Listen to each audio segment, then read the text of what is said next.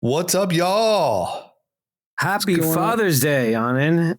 Happy Father's Day to both of the Murthy fathers. Happy Father's Day to you, D.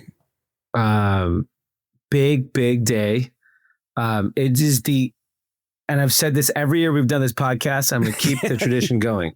It is the single easiest day to get a reservation at any restaurant in the world. Okay, that's interesting. And that's a good take. I will tell you, just to add on to that, it's not a good day to golf. No. Because the fathers are allowed to just go fuck around. No, you want to know what it was? So remember I told you I went golfing on Mother's Day. The course was completely empty. No one there. Great. I went today. I just got back. And you could tell, I'm not even kidding you, clear as day. It was a bunch of dads that all they wanted to do was golf with their kids or their wives or their whatever. And it's kids like sword fighting with the clubs and like a daughter trying to hit the ball. Everyone's miserable and dad's just cruising. He's just having the day of his dreams. And the family's just miserable. And you can tell little, Tommy like knows how to swing, but fucking hates it and just wants to be home, watching streamers and vaping, and it was not good. Yeah, so we were we didn't have any plans today originally, and mainly because Dominic, our oldest, had a baseball game. He's like playing all-star baseball, and the schedule, so it was impossible to plan. So finally, we go to the game. It ends at 1:30, and we're like, oh, we should make a reservation, go somewhere, And I said, oh, it's going to be such a pain to get a reservation.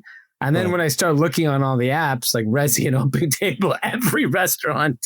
So we ended up at Escuela, which is near Pan Pacific Park. Yeah. We go there on almost every Saturday after sports or whatever. And it is usually fucking slammed. Yeah. I would imagine. Yeah. Always slammed. Especially now with like the nice weather. Yep. Yeah, exactly. As soon as the weather flipped, it became slammed. Father's Day, empty. Is that so? Might be a stupid question here. Dads don't like eating out. Is that the takeaway? No, I'll play the counter to it because I was at the Grove the last 2 days. Mm-hmm. Yeah. They said everything was empty.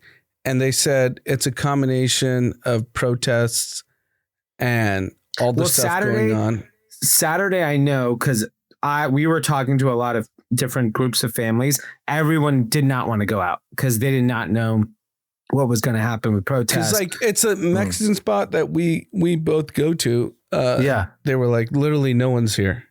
Yeah. I mean, I think the protests scared a lot of families specifically from going on Saturday. And the ICE raids too. But that's a whole separate story. It depends on the part of town. I agree, totally has an impact. And I think, but historically, Father's Day is always the best.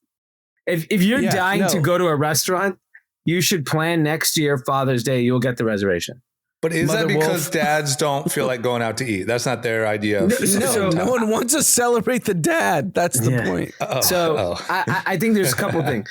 If you were to look at like a home, let's say, what percentage of families are broken homes? What do you think? Well, I don't know the actual statistic. But what would you guess? If you just 50? threw 30%? No. Okay, let's say 30%. 50 seems aggressive. Let's say 30%.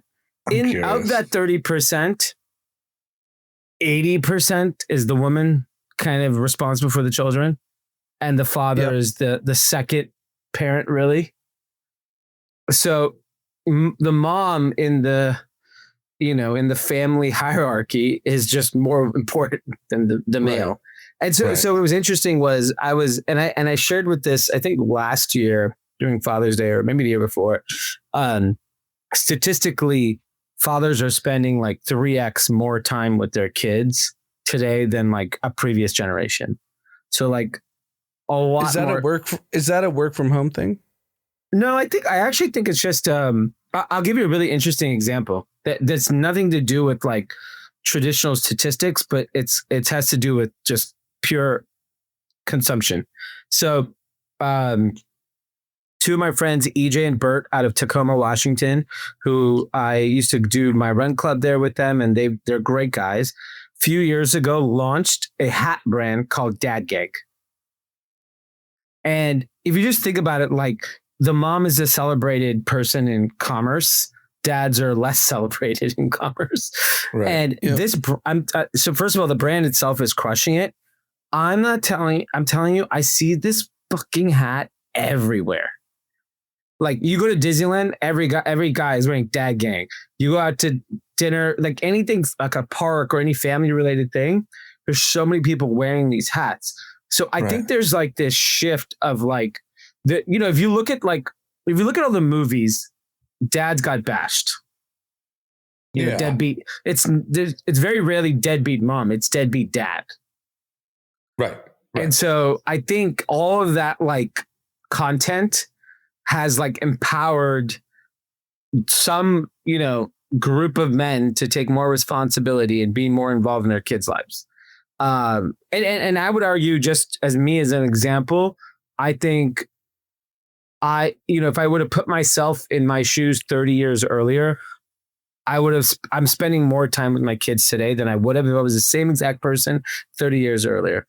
Because I think social norm now is dads are around their kids a lot more, which is just different.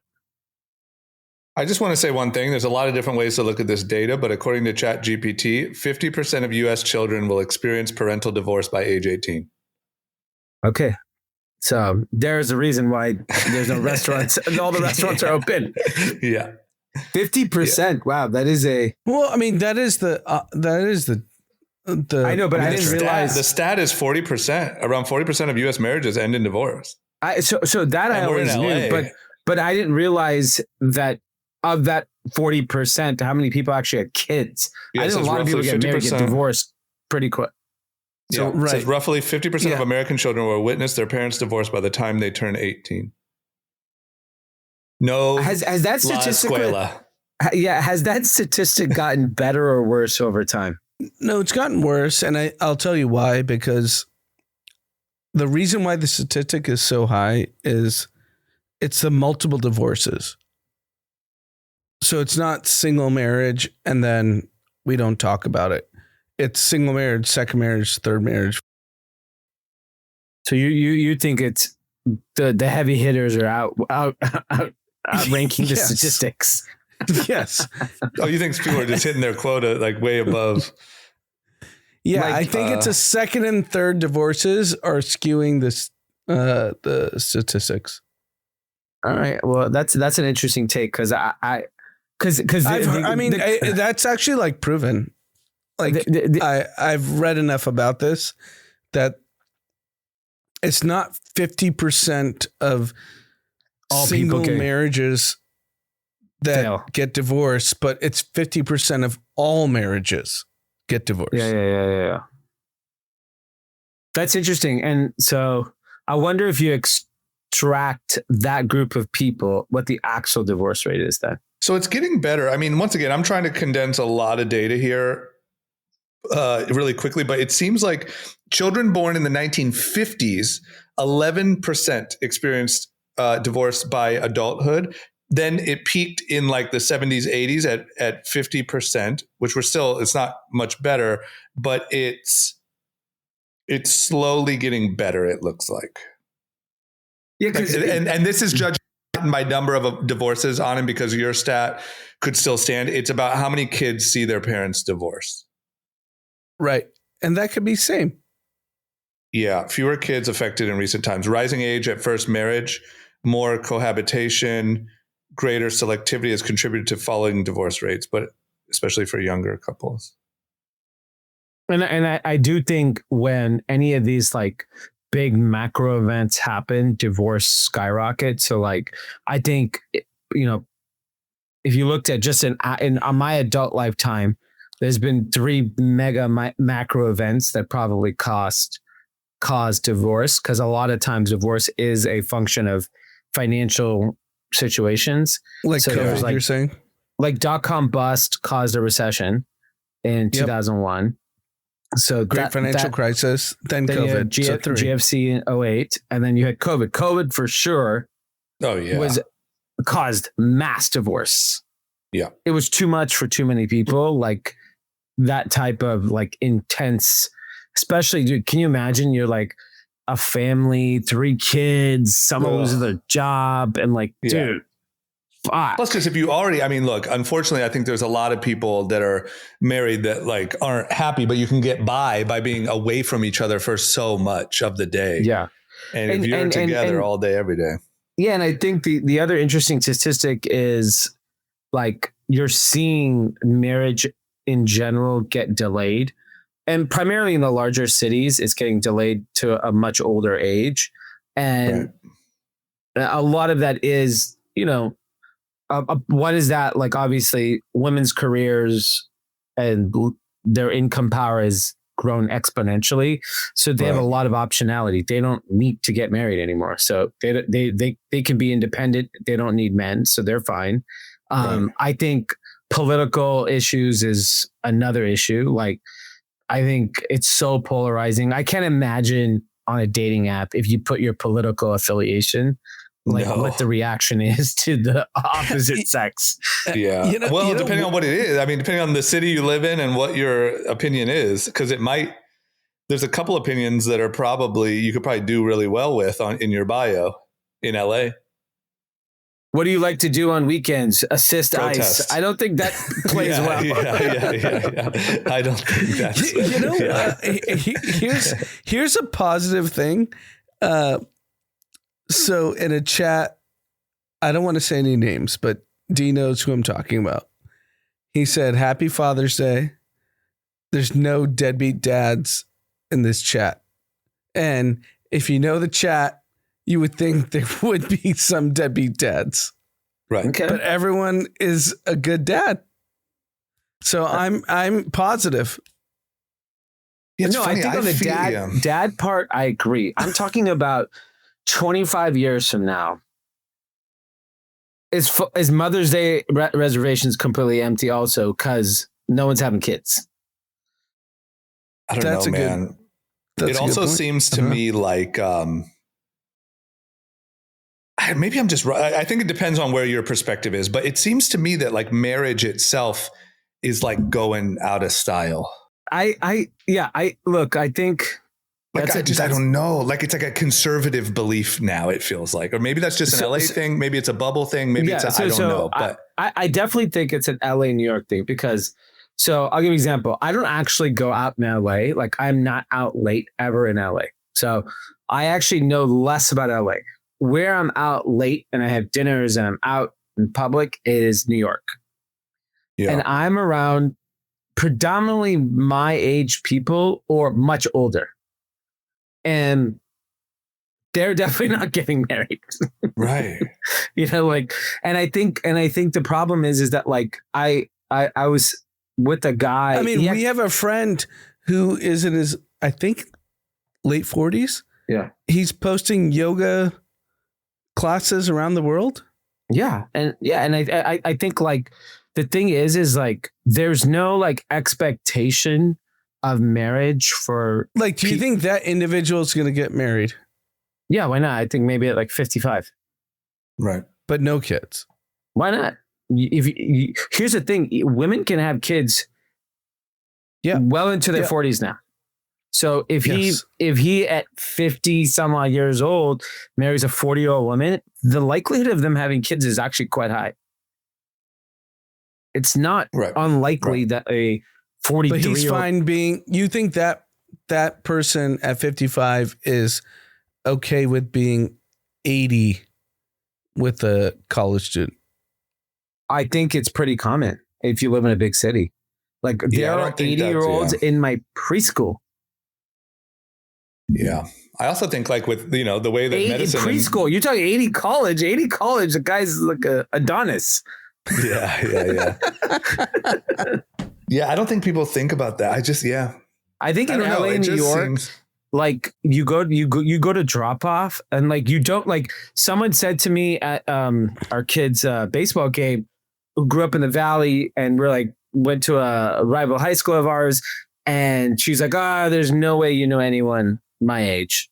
She's literally my age. It was just whatever. I mean, on my baseball hat, I looked a little younger, but like the range of parents that you see at like school or like a park is quite large. There's the 27-year-old that has a kid, and then there's the 75-year-old that has a kid. Yeah. No, I think it's both. It just is interesting. I think that once again, it's a perspective thing, but I think that even with rates of parenthood dropping, right? I mean, aren't birth rates going down?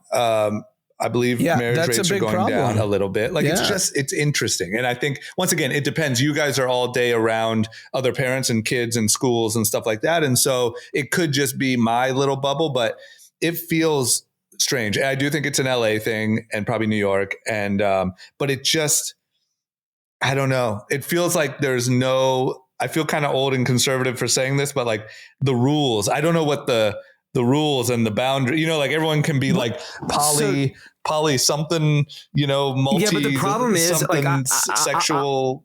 So I think up until you have children and you experience it and you start seeing them to grow, like obviously the first couple of years of having a child is like extremely difficult. Like it's not easy for the family, marriage is very difficult. At some point that flips and you start seeing you see your kids grow up and you interact with them in a little different manner. And like the reward is just quite high.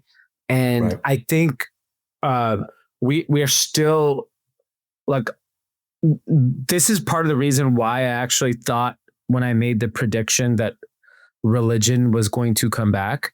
I think there was this idea a few years ago that being Peter Pan forever was really like the place to be because you have the independence, you get to do whatever you want. And I think that became in vogue for both men and women, which is fine. And I think when the pendulum swings, like it's pretty fun. Like, I mean, we had a crazy weekend with their kids fighting like you wouldn't believe, and just exhausting. But the few moments of just like good energy or just like outweigh like any negative that you experience as a parent. And I think that's the thing that like I wish more people talked about. And I think what happened was it became cooler to be a parent and get to do whatever the fuck you were doing when you were like single. Like I still go travel. I still go to concerts. I'm still out in the club. Kids didn't change me. And I think that was glamorized the last decade. And I think what will be glamorized the next decade will be that pendulum swinging back where people are like, it's kind of cool to like hanging out at home with your kids and do nothing. Like we were supposed to go to dinner tonight and I don't know. We're all tired. I took a nap and I was like, I don't want to go to dinner. Like, I'd rather just hang out here. Obviously it turned into a big fight and disaster with the kids, but like, it was still fun. And I think like, and I think my perspective is relevant in this situation because I got to do the most fun things in the world as an adult. So like, it's not like I was like, a repressed adult that didn't get to experience life. I got a taste of that life. And if I ever wanted to go do it, I can go do it. But at the end of the day, like I choose this path because it is more fun. For me, it's more fun. I'm not sure it's more fun for everyone else, but like it's fun just hanging out with your kids at home. Like it's a simple ass life, but it's fun. Right. Well, I think that's a good Father's Day take. Yeah. I hope you get to do it, Drummer. Shit, me too. I'll figure it out. I got a lot of time. You know what I mean? I'll be one of those 80-year-old dads at fucking baseball. To me, it's like early 50s is like you're chilling. Yeah. Plus, it's part of why I'm doing all these workouts. You know what I mean? I'm thinking like, all right, well, I might have to be like chasing baseballs at 65. So let me build a strong foundation. Yeah. I mean, I went to the grill with Mav, had a great day. Yeah. Then I took Vivian to car show. Great. Yeah. It's perfect. Yeah, that's good. It's fun. Okay. Well, happy Father's Day to both of you. Thank you. Here's the next thing. I feel like I want to try to approach this properly. I feel like I'm speaking for myself, D, you can take whatever stance you want. I sort of owe maybe a light apology to some of our audience. I don't think look, some people got upset, not a crazy amount. Some people got upset about our take on the ICE raids. You and I, D, not you, Anand. You were safe in your liberal bubble. Or just real life. No. The part that I will say is, look, and I felt like I kind of said this in my stance on the pod, but maybe I wasn't clear enough and maybe I was a little too confident in my take, is what I was seeing was that everything was very targeted and the raids were very targeted and they were going after bad guys. And if anyone had proof of the other side, or I would love to talk to someone, I'd love to hear what's actually going on, not what people are scared of, not, people being scared that something was going to happen, but proof that they are being a little wild. I will say that I still wouldn't say I have that like proof, but I could see by people's reactions. But hold on, let me finish. I could see by people's reactions that I don't want to come off like I'm saying that they're lying. Like, obviously people are really affected by this and really upset over this. And I don't want to come off that I'm saying you're lying or you're wrong or you're fake scared or that's not really happening. That's not my stance. I admit on this one, I don't know what's going on. I am not on the ground. But hold on, just let me finish. I'm not there. I'm not watching what's going on. I haven't been impacted by this. And also, I understand that if it was my dad or my brother or whatever, it would be a totally different experience. So either way, I never meant to, never on the pod is my goal to sort of rub people the wrong way that way. I'd like to think that I try to, just say that I don't know and I'm open to hearing the other side. But I understand that people were a little upset. That wasn't my intention. So to those listeners of ours, I apologize. It's not about being apologetic, but what's actually happening. So I know this for a fact, confirmed. You can't deny this. In Manhattan Beach, there's a park. They detained 3 nannies. And I heard that from my sister-in-law and brother-in-law. That's like a fact. Right. And did they get deported? We don't know what happened to them, but they got detained. I think it's very important to understand what happens next. And I think... And then the guy you guys hate the most, who I actually kind of like, is Newsom. He went to Oxnard. They detained 2 farmers who were detained, and the 12-year-old had nowhere to go. And he's like, I have no idea where they're going. Yeah. So So those 2 things are factual. You cannot deny it. Yeah. I said there will be collateral damage in the mass deportation. Why are they going about nannies and farmers? Listen. I really want you guys to look at history. When Bill Clinton deported 12.5 million people, Bill Clinton, Democrat, Obama, second most ever mass deportations. Right. We live in a different world today. We live in a social media world where everything is videotaped and everything is shared. And even fake narratives are made, right? Like, as much as everyone's scared, there was a crazy rumor on Friday that nannies were getting deported or detained in Santa Monica and Brentwood. And the mayor of Santa Monica came out, said everyone is safe. Nothing happened. So I'm not, and I know for a fact it's happening. I'm not denying it's not happening. I'm just saying we live in a world where everyone is aware of it now.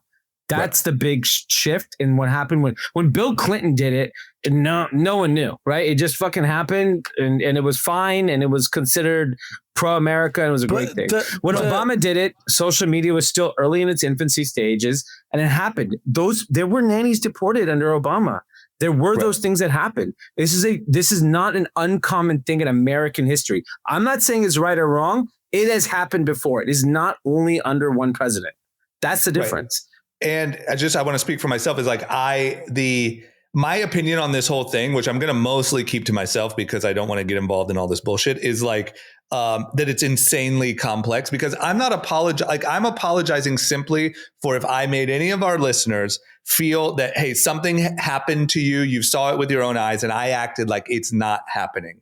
That's not my goal. I don't know. I'm not there. I'm not at the park that Anand's talking about. I don't know. And the one big thing is, since 2020 and all that stuff, like we talked about on the last pod, I just no longer trust like, trust me, this happened. I just don't trust it anymore. I have to see it before I have a real opinion. And that's what I tried to get across last week. I don't know if I did, but like, I don't, even stories of nannies at parks, I'm still not going to blindly believe all of these terrible stories. No. They get deported. Can you confirm they were deported? Detained. I'll find out. Okay. Right, but that's why I wanted. Like, we don't know that. We want to know the facts. That's all I'm saying. Right. Like, if so, I'm at the point, right?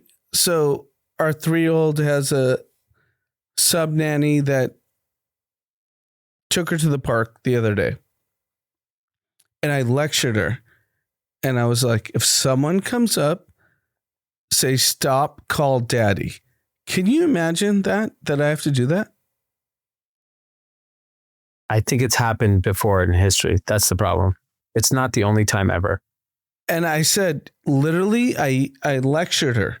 Stop, call daddy. Yes, I agree. Be lying to the park, and I will be like, lawyer up. Let's go. Yeah, I agree that sucks, but I also like, I don't know. The thing that I have such a hard time with is that as this has always been something that even the Democrats were really tough on. And I don't get, like, okay, if this isn't the solution and this is terrible and ICE agents are SS agents and Hitler and all this shit, and we're going to use all this crazy language, then as a leader, as a politician, what is the solution? Because doing nothing and letting everyone just come in isn't the solution. Whoever the next president is going to get the benefit of a very tight border. That is the right solution. Because if they'd never had the opportunity to come here in the first place, then we wouldn't have this issue.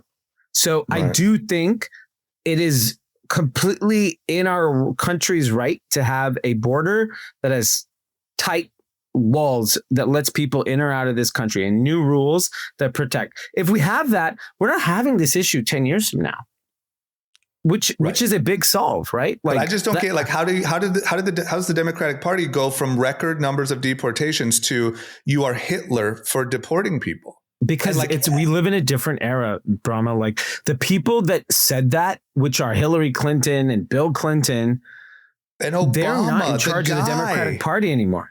They're not in charge of the Democratic Party. Obama has no. He's not the face of the party. Obama, like, at least maybe I'm too connected to it. It's just Obama that I remember was the face of like inclusion or like racial boundaries being broken. But there was still like this law element and like things that made sense. And yeah, but he's not the face of the party anymore. The party is AOC and Bernie. Like, he doesn't represent the Democratic Party way of thinking anymore. Like, he is a law and order guy by nature. If you look at all of his comments as president, he believed in the law.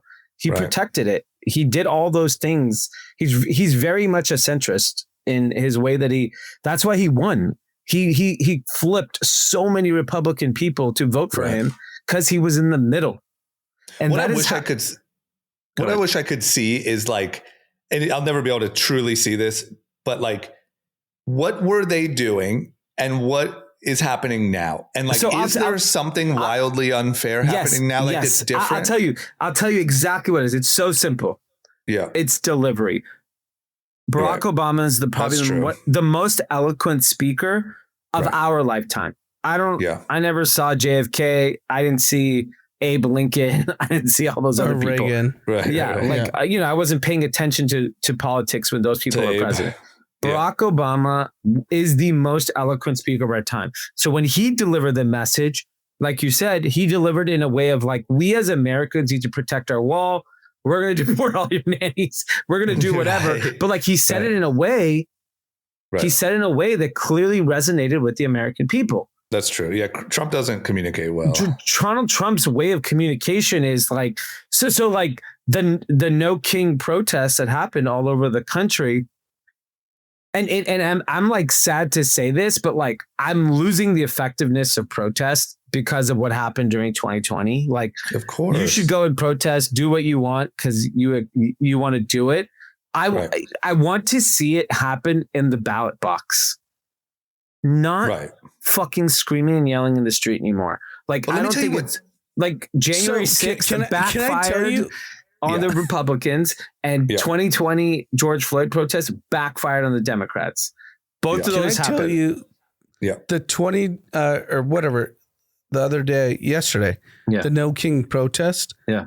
I don't know what it was like in other parts of town. Yeah. In Beverly Hills, it was all old white people. Yeah. I saw a lot of photos of that too. Which is like a little suspicious. I think I literally went and watched. I sat and watched. Okay, well, let's be honest. Black people are not part of this cause. Asian people are pretty apathetic. Indians apathetic, right? So then you leave. It's brown people, predominantly Mexican immigrants. They're not fucking showing up. Right. Yeah. So then who's left? It's old white people. But also to me, that almost says like really good Facebook marketing. It was literally like 60 for these plus. Yeah. Yeah. Well, they weren't like 40s. That's what I'm saying. My age. That's not organic. I don't know, man. I don't want to rub anyone the wrong. I understand that this is like an insanely emotional, like if my dad got dragged out of his work because he's been a hardworking guy for decades and never broke any laws except for coming here. Like, I get it. It's a hard thing to try to. I think it's really scary, and I'm very empathetic for everyone going through it, but this has been happening. Right. What's the latest from the warehouses in Vernon? I don't know. Seem business as usual. I know downtown LA had the issue, not like particularly Vernon. I actually know the person next to the ICE place that got raided. But like when you start reading about this guy, the guy had 30 million in cash. The owner of the warehouse had 30 million in cash on him. He was paying his employees in cash, like $11 million. He's had ICE raid him a decade earlier. So he was very targeted. This guy they didn't just go to a random warehouse. They found a person. So they think he like was money laundering or something. Yeah. Like my guess is that owner is the reason why that warehouse got raided. Not anything to do with, were those people doing something criminal, like the warehouse employees are criminals or something. No, that's fair. I think that was the issue there. So like, I don't know. And I know there's so many rumors around where ICE is going. Obviously, Home Depot historically has had a lot of immigrants outside who've been held. People are saying no one, like Home Depot's empty. People are also talking about like sporting events. People are like, I don't know what to believe at this point. It's all very scary because it all affects everyone, right? Like it affects all the people that we all work with, because a lot of them have come from different backgrounds and have family members, or they themselves have, are technically illegal immigrants. So I know they're all scared. Right. Then you have the fear is real. The fear is 100% real. Like, well, I also want to clear. I'll tell you like a personal example, like someone that you've definitely met a bunch of times, D. She's graduating from UCSD, which is like an amazing accomplishment given her background. And she told her mom not to come. Because she's illegal. No, her papers are like in process. Right. But that's the part that the part that I still push back on is like, and I actually empathize with those people because their fear is real. The daughter is a U.S. citizen. No, I know, but I still stand on my opinion of like, show me, just please show me. And I will gladly switch sides here, gladly, or pick a side more so. But like, show me the H-1B holder or some of these people that I think are being scared to death by the media, which I blame the media for this, that the H-1B holder that's getting scooped up and deported. or the person that's coming here legitimately on a trip into LAX and getting scooped up and put in a jail cell, or all of these things that people are so scared of, that I just think I blame the media for acting like there's a group of SS soldiers going around scooping up brown people. I think it's fucked up. No, hold on. So let's think about this differently. Mm-hmm. The entire California economy is based on illegal immigrants, farmers, hospitality, restaurant workers, you name it. And do you want them to be rounded up? No. Or you're okay with them? Here's where you didn't listen to what President Trump said.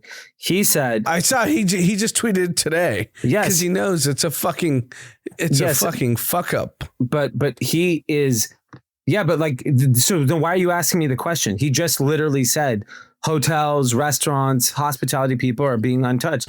They're going. Here's the thing, like. Do you go believe after criminals? I don't care. They are. Go after the criminals. You don't have here. We're saying they are. You're saying they're not. They're not. No, I'm not saying they're not. I'm saying you don't. I'm saying they're neither doing of us both. have proof. Neither of us have proof. That's my problem. My problem is neither of us have proof. Yeah. You said they got detained. Show me that they got deported. Then I will change fucking instantly if nannies are getting deported. I promise you, I will switch my side. I will find out tomorrow. Yes, find out tomorrow what actually happened. Because like I know they were detained. That's 100%. That's fine. Confirmed. I understand. That's fucked up. It happens, dude. I've been pulled over many times than I should be. It happens. I'm aware why it got happened. I don't care. Right. I get to get all the benefits of this country, so I do not care. And it happens. Yeah. It's fucked up, but it happens. And for the record, Trump has said for a long time that people that have been here legally for a long time should have some sort of path to citizenship. But that has been a message for a long time. So look, the only thing I'm against, and I think it just came off wrong, is I think that by painting this as SS soldiers and Nazism. What's SS soldiers? I don't know what that is. I don't even know what that is either.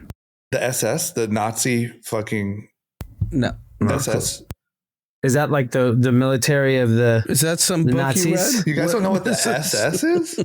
No, I haven't really studied. Deport them, get them out of here. Yeah, that's a prime example. Okay, so anyway, let me say it differently. Painting this as ICE are Nazi soldiers going around rounding up non-white people and sending them all out, which is mainly done by the media, I think is poisonous, and it defeats any progress, any chance of having a real answer here. And I think to your point previously, D, the thing that adults used to say is don't complain about it. Don't be an activist, get involved. Go vote, become a politician, get involved. And the thing that drives me crazy is I feel like our politicians are becoming activists.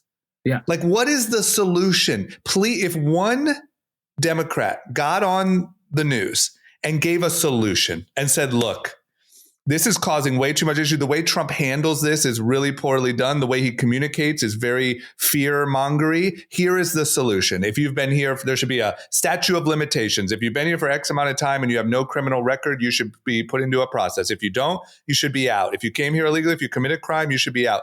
Give me a solution that makes sense.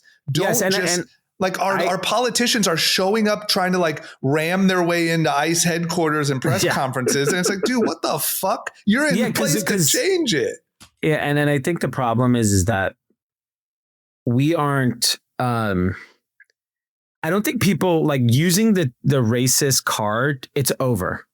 Like last election proved that it's completely over. You cannot use the racist card anymore. And if you look at the protest, if white people are the one protesting, it's definitely fucking over. It's white people. But they're still using it. Like they're still.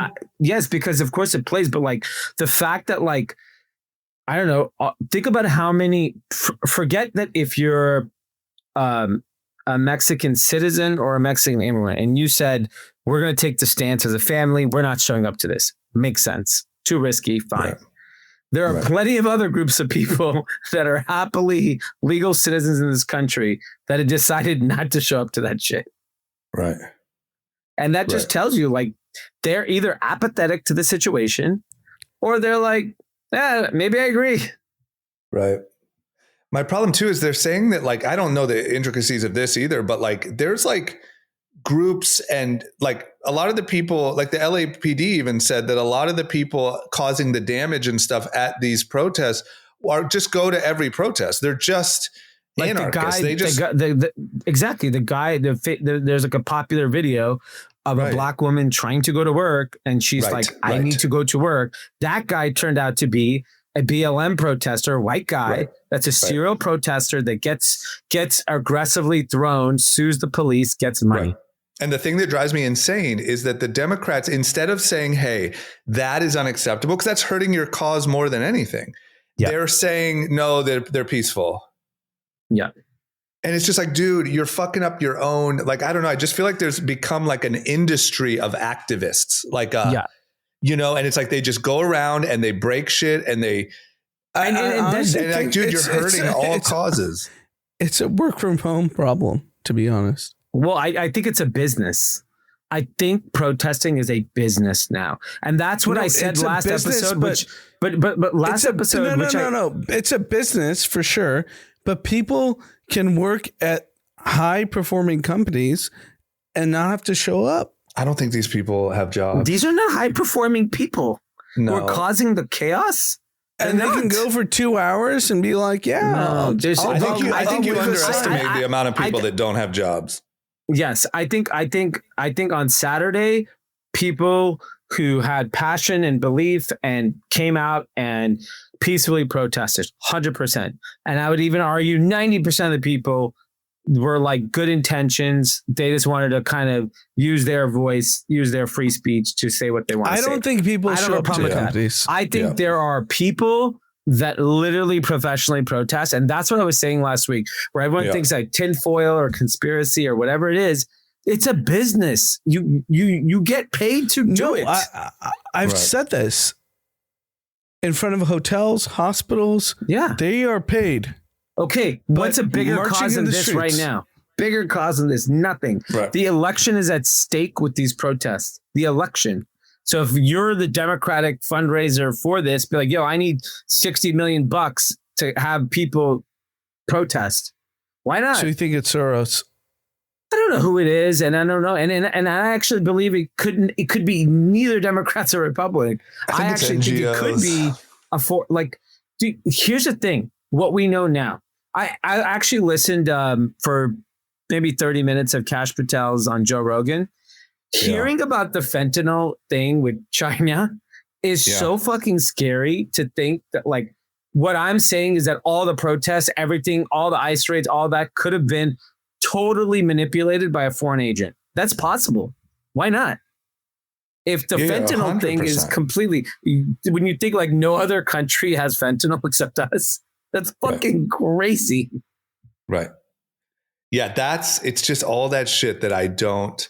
Anyway, look, I just think it's a shame that we don't talk about solutions to problems. And it just feels like there's like no adults in the room. Like it feels like I agree that the way Trump says things is not very smooth and definitely is a lob for chaos. But like, where's the adult? Where's the person that says like, okay, but this is hurting the cause? And 6 days in a row of chaos in LA is not good for either. If I was like a young billionaire and I wanted to take politics over, I think there's never been a better time to completely strip Donald Trump's power. It seems so easy to me. All you have to do is actually agree with 90% of his policies, because I think most people agree with the policies, and communicate it slightly more eloquently with a softer tone, and you're the next president of the United States night. I think the part you don't realize is that it takes Trump's wild, not give a fuck attitude to make it through all the bullshit you got to go through to actually be the nominee. Okay, so I think that asking a guy, I think he's charming too. No. Yeah. I think in reality, I'm not like, I have no stance here. I just think this is the way it works, is like asking someone to go through all that it takes to not be an insider and to get to become the nominee and not be a psycho is, I think, too high of an ask. Yeah, I don't think good people, like good, really nice people, can survive. So I actually agree with that. I think it has to be like a plucked personality that says, I can go toe to toe with this person and go battle whatever the party line has to be. The biggest issue is that in most normal parts of society, when you get dragged to the mud, you walk away. This guy does not walk away. That's what I think. That's what I'm saying. You drag him to the mud, he gets more empowered. Right. But I think then getting him, like asking him to then be eloquent is like too much to ask. I know we have a few more topics to go to, but did you see Netanyahu said Iran was the one that set up the assassination? Yeah, both of them. Wow. Yeah. And I think that's been a rumor for a while. Right. That's crazy. Yeah, I just couldn't tell. I watched the interview. I couldn't tell if he meant it, like for sure that's what it was and it's proven, or if he was just sort of kind of floating it out there. Because my only question is like, why wouldn't Trump has said he wanted to find that out, and like, why wouldn't he say that? That would help his case, especially right now. Yeah, but of course, there should be like, you would think there would be some sort of announcement that like, hey, we looked into it. So here's how crazy everything is. That in itself is a crazy statement. That's true. Crazy, right? Then you have our boy Vance Boelter, who literally killed 2 Minnesota politicians. Massive manhunt. He just got apprehended. He's your boy, right? Your boy. And your boy. You said our boy.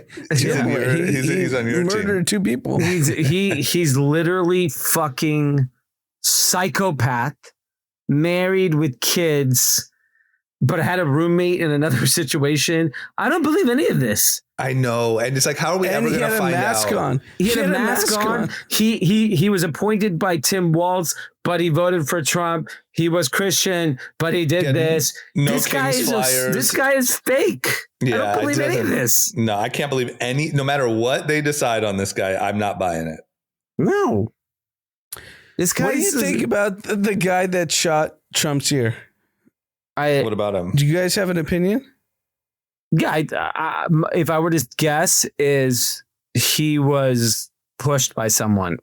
You don't just do that by yourself. This is what Mark Andreessen said. He said, this is the first 18-year-old in the history of the world that has no social media platform.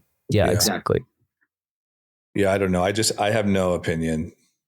Like, meaning I just don't fucking know, dude. I think people are crazy, and I think you can radicalize yourself online. I also think, but there's a lot of people that want to have a social media. Yeah, exactly. And so that's why you start hearing the rumors.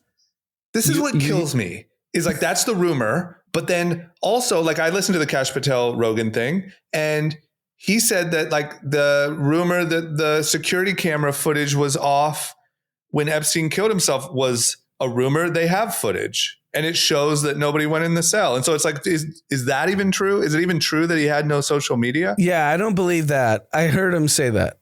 I know he said he's going to release it. So just release it. He said he's going to, but so if the whole theory, the whole Epstein killed himself or didn't kill himself was based on hugely based on the security camera footage being out. But what's the rationale of not releasing it?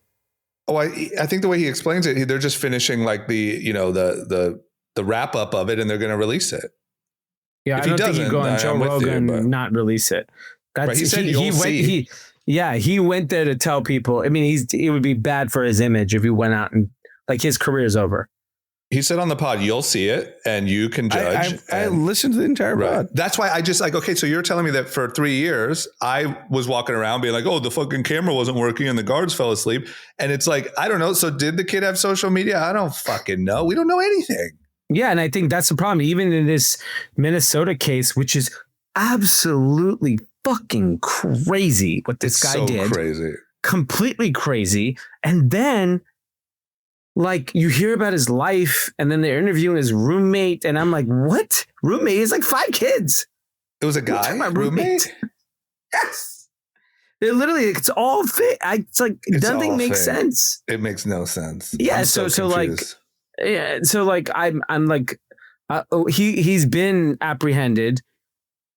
Let's see what happens now. He just got arrested, and so I hope we get some answers because it's extremely tragic what happened.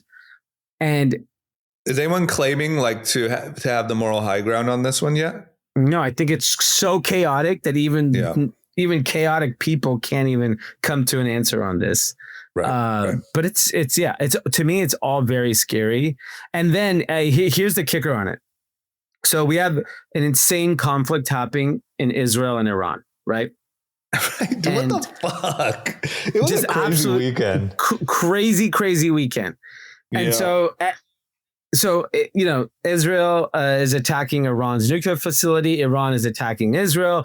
We don't know where this is going. There's a lot of subtle hints coming from each country about what they're going to do next. The fact that like Iran military is like on X, Israel is on X, Trump is on X talking shit. It's fucking madness. So then I'm like, all right, well, I'm assuming stock market Monday's going to tank. Everything's up. Futures are up. Everything's up. So and then what's interesting is China released retail sales soaring since 2023. Yeah. No, here's what I honestly think. I think all of this shit is chaos. We have learned to live with chaos, and our life goes on, so the economy will never stop. Like, it's the most tragic thing happens, and we're now just immune to it, and we feel a certain thing for 5 minutes, and then we're back at the Grove buying whatever we want to buy. Like that's what's happening. The Grove today. Exactly. I agree, because kind of like you would say that like protests in LA, I would say unrest across the country, a war just breaking out that could lead to World War III, random lawmakers getting assassinated. Like you probably should have been pretty freaked out and like in the house this weekend. Nobody was. Nobody was. So there was an article on Financial Times today that got released that Citadel, Point72, which is Steve Cohen's fund, Balsney, which is like a $300 billion fund, and they were releasing the packages that they're giving to their traders. And it is staggering. Oh, the amount of money they're making. 50 to 100 million per trader. Per trader. Yeah. So you know what that means? The market is going to fucking soar for the next couple of years. Right. Because those guys. That's what that means. They're not doing that based on hope. Yeah. They're not all short. None of those are short funds. They're all long funds. And they bill it back to the LPs is what the article said, which I never knew. Yeah, in fund dynamics. Maybe that's the fees. As long as you perform, you'll have money, right? Like, so they're actually returning like 30%, but they give 20%, and the 10% goes to the fund guys. Timmy from fucking MIT. No, our buddy from high school. Yeah, but I'm saying like it's all these super smart kids that like understand that. Yeah, so like that just tells you everything. There's $7 trillion in money market. All the hedge funds have billions. No, there's $7 trillion on the side. Yeah, lines. That's a fact. Okay, the stock market's going bananas. There's nothing. We are the closest in our lifetime to nuclear war, and the futures are up. Yeah, right. I don't know if the stock market goes down in a nuclear bomb. So it might go up. I might go up. Palantir will Palantir's to the moon. Yeah. We have some hedge fund and private equity guys that listen to us. When did you get to bill back your high performing talent to the LPs? When you return 30%. Not take it as a cost. Right. When you get 30%. I want to know. When did that change? Or was that always the case? They'll tell you tomorrow. Yeah, it's funny how like in especially in America, you can really live in like 5 to 10 different realities.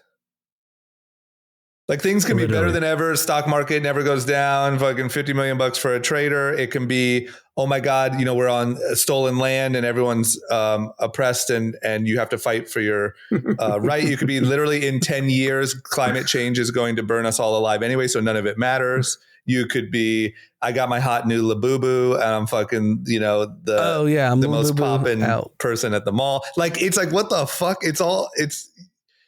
It's crazy. It doesn't matter. Nothing matters. Like the American stock market is unstoppable. And can I tell you another thing? He's going to be so mad. He listens to the pod. He was on 18-month garden leave. Yeah. Being paid his full salary before he went and got his new package that you can read on Financial Times of what they're paying. And he said he got almost to 5.0 in tennis because he was playing tennis all day. Yeah. Wow. I would love to hit with him. Yeah, I memean, it's just wild. There's just different realities you can live in right next door to each other. Yeah. And I think the lesson in all of this, every dollar you make, invest that shit in the stock market because it's only going up. Yeah. Even when it goes down, it goes up more. Right. He's going to be so mad that I said this. Also, on top of all of this, 55% tariffs is fucking high. And it has no impact. Yeah, I was going to ask you about that. So what's your view? It means the stock market's going to rip. The stock market's going to rip because there's a deal. Like, what do you mean? My view from what perspective? Meaning small businesses, not like stock market's always going to rip. I think at 55, a lot of people still can't function. This is, whatever the famous Warren Buffett quote about when the tide goes out, you see who's not wearing any pants or something. Yeah. This is swimming with no shorts. Right. It's a squeeze for like how lean and how good is your business really? Because 55 is high. And it's up from 20. Is that right? I think it depends on the category, but I don't. Yeah. So most people are between 10 and 20 prior to all this. Right. So 55 is. But everything's 55 now. Well, that's what they said. Yeah. After the, no one knows. That's the problem, right? Like that's the other issue is like no one even knows what the hell is going on. I also think there'll be a negative impact on the economy from 55 and they'll renegotiate it too. Because I think at the end of the day, he doesn't want that smoke. But look, 55 is still very real. I don't think 55 should have the futures up tomorrow along with a war and all this other stuff. Yeah, there's no reason why the future should be up tomorrow. Zero. Yeah, and there's a lot of reasons it should be down. Yes, and you know what's interesting? Even with crude oil is up to like $75 a barrel. So I was looking right before the pod. We are a net exporter of crude oil, almost 1.8 million barrels a day. We only get 3 to 5% of our oil now from the Middle East, and from an import standpoint, Canada is actually where we import the most from. So even in the event that there's like this oil issue, this is one thing Sleepy did really well is he drilled. He was pumping oil when he was president. Right. So, and I think this administration feels the same way. So even though crude oil has spiked, the long-term impact on crude oil really affects like specifically Iran's oil goes to Russia and China.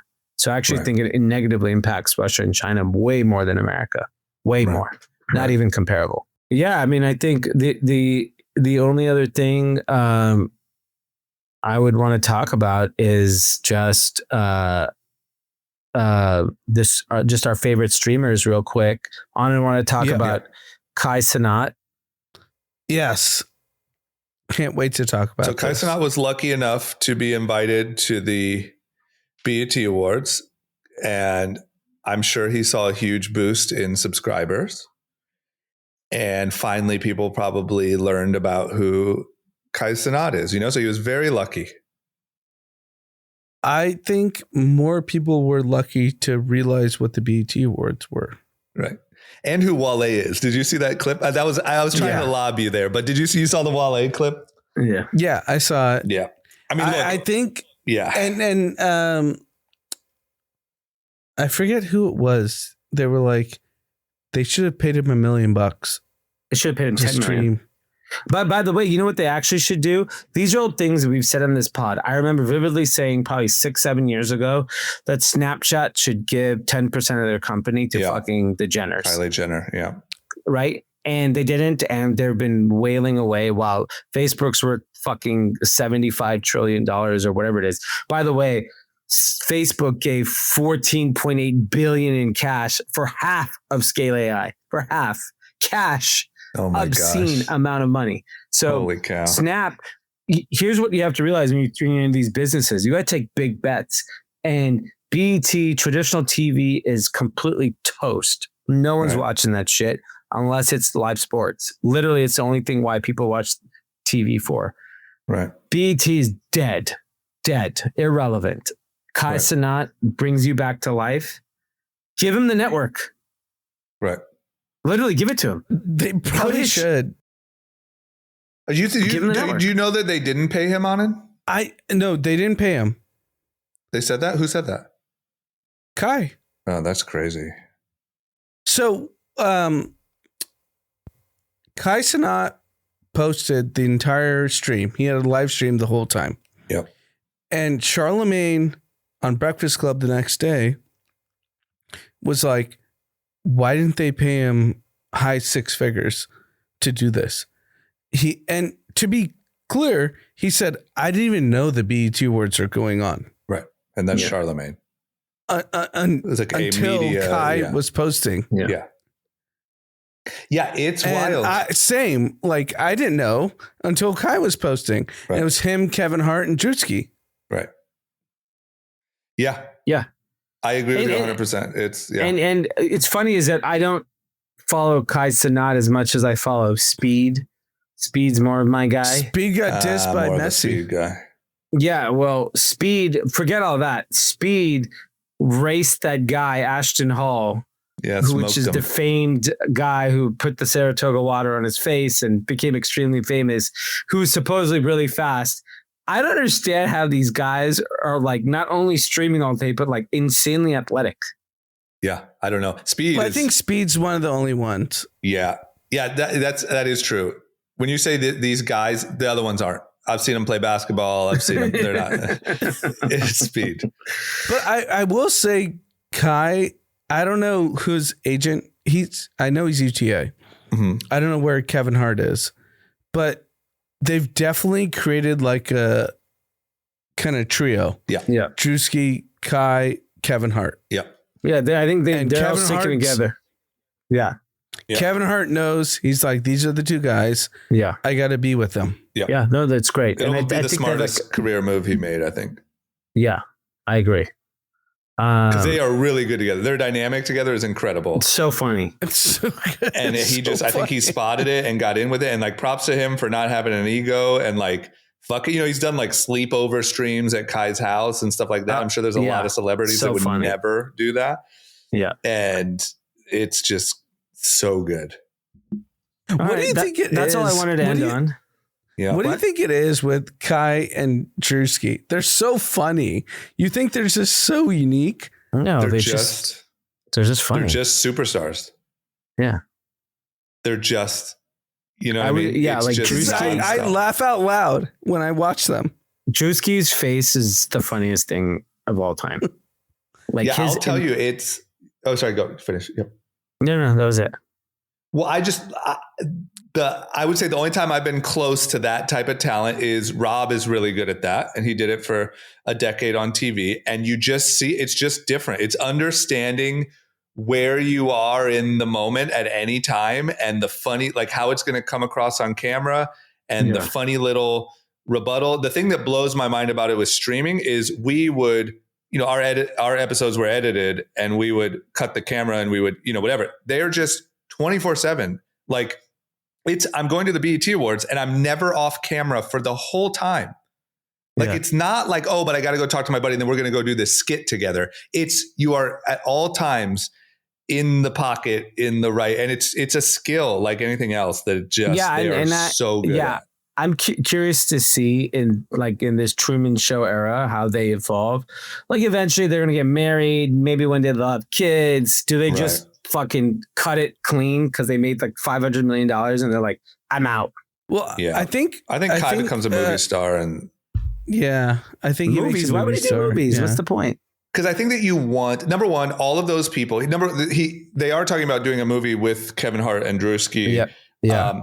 And I think that all those people still want like that stamp of like legitimacy, even though it is, streaming's bigger. You know what I think is really cool is Kevin is clearly mentoring them. Yeah, 100%. But I think the other thing obviously, too, Kevin's rich as shit, and he's just like, I need to. He like identified Kai and Drewski, right, and was like, okay, right, you can be the next. Yeah. The other thing too, I agree with you. The other thing too is like, I think if you're Kai, you look at Kevin's actual life and you're like, I'd much rather have that life. Kevin can disappear for weeks on end and go wherever he wants on vacation and luxurious and all this stuff. I mean, Kai, I feel like can barely do right a now, vacation if he turned without off the streaming streams. it. Yeah, he'd be toast. You can do that. You have that type of stamina when you're young, but I think once you're even mid-20s, you're like, all right, I got to find an off ramp here. All right, that's all. Okay. Great episode. We got a couple shout outs, or what do we got? Yeah, we have one YouTube comment. We could do an episode every day, filled to the brim. Proceeds to put one episode for the week. Fuck off. Yeah, we're just saying we could. We're not going to. We could. We didn't say we would. We didn't say we would do an episode every week. We could also move to Alaska. We're not going to. Yeah. It's hard, guys. We all work. We're all busy. We're doing our best. We're doing our best. 3 shout outs here. This one's for D. Next time you're in NYC, best Indian fried chicken sandos at the Rowdy Rooster in East Village. Same team behind Sema. Okay. Unfortunately, I don't eat meat, so I won't be checking it out. I could eat there if they have normal non-meat eating food, but maybe there's another good dish. Recommend another good dish. Yeah, give me a hot dish and I'll check it out. I did eat at a really good Indian restaurant. God, what was the name of it? Was it Bungalow? In New York. God, it was so good. I forgot. I'll remember next time. Next one is from Ariana. Happy Father's Day, Daddy Chatties. Oh, nice. Daddy Chatties or Daddy Cathies?